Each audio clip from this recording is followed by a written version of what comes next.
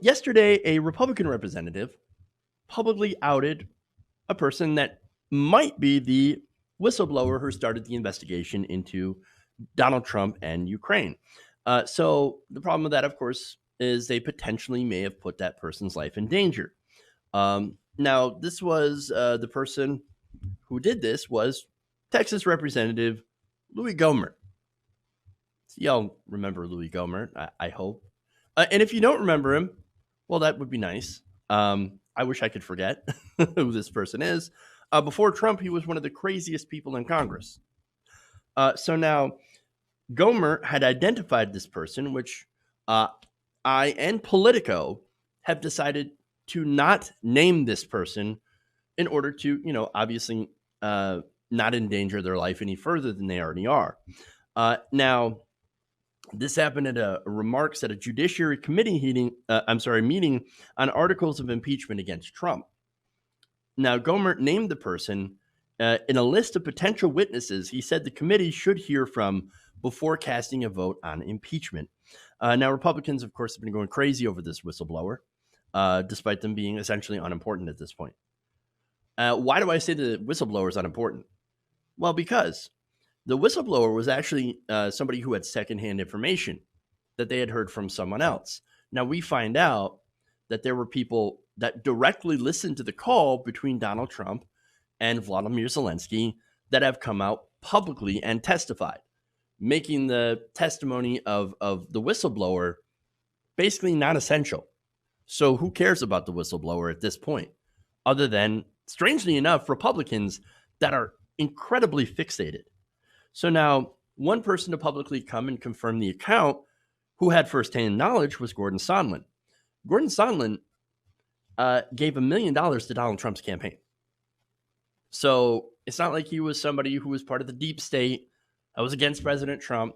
No, he corroborated the claims of the whistleblower, as well as, again, other people, Ambassador William Taylor as well, and Mr. Volker.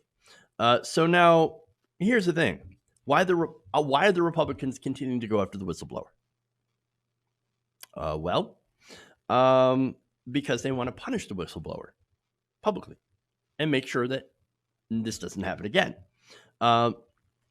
So look, right now, we have an issue with not being able to treat whistleblowers very well at all. In fact, it's not just the Trump administration; it was the Obama administration as well, and the Bush administration.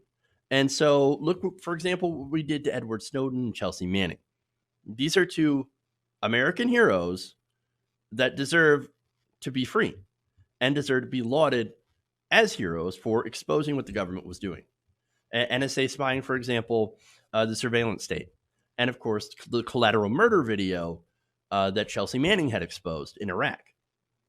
So those are American heroes. They're whistleblowers, and they got crushed by the state. Now, that was, again, during the Bush and Obama administrations. And now Donald Trump, of course, also hates whistleblowers. And so that's where we're at here. So now add into this the president's followers who, look, are already, the president has told them, you should be more violent towards people. I mean, that's crazy. Crazy. Now, asked by Politico about his decision to mention the name of the purported whistleblower, Gohmert said, I'm just simply naming witnesses. I just want to name people to, come in and testify. Well, again, what does the whistleblower even matter to this point? Why? Now, Gohmert said, I could care less who they are, repeating his name along with the names of two former National Security Council aides as witnesses he wants to hear from. So again, why? Why does it matter? Why? Whistleblower, again, not on the call, secondhand knowledge. We have heard from people who have firsthand knowledge who literally heard the call and corroborated it. But again, it's to go after and to punish this person. Now, Gohmert says, no. They're a fact witness. That's why we want to talk to him. Now, asked if he was worried about the appropriateness of identifying the person publicly or whether he might have violated whistleblower protection statutes, Gohmert said, quote, you need to do your homework. Well, apparently, Louie Gohmert's never done an ounce of homework in his life. Because here's the thing. Again, nobody actually really knows if that person named is the actual whistleblower. This has not been verified by any outlet. And so here you have conservatives throwing this person and other names around as potential whistleblowers, putting them into potential danger. That person might not even be the whistleblower. And Trump has already threatened the life of the whistleblower, by the way. And so what if you get the wrong person? Well, that person has been publicly named now and faces even more issues, death threats, etc.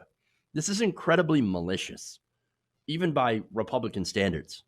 Gohmert, he should be punished by this.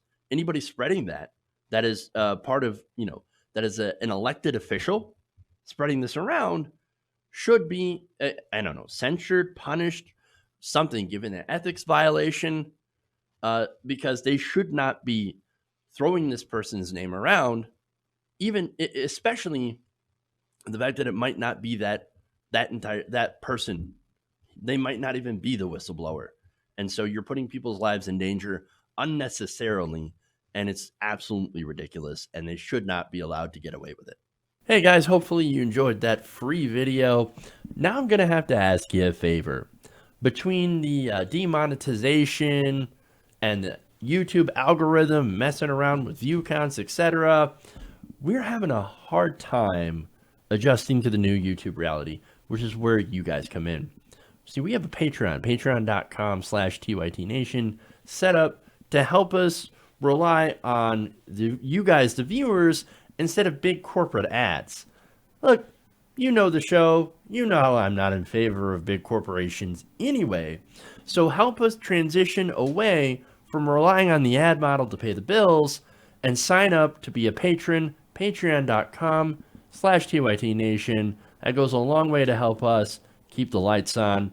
And you guys will know that you're supporting independent progressive media.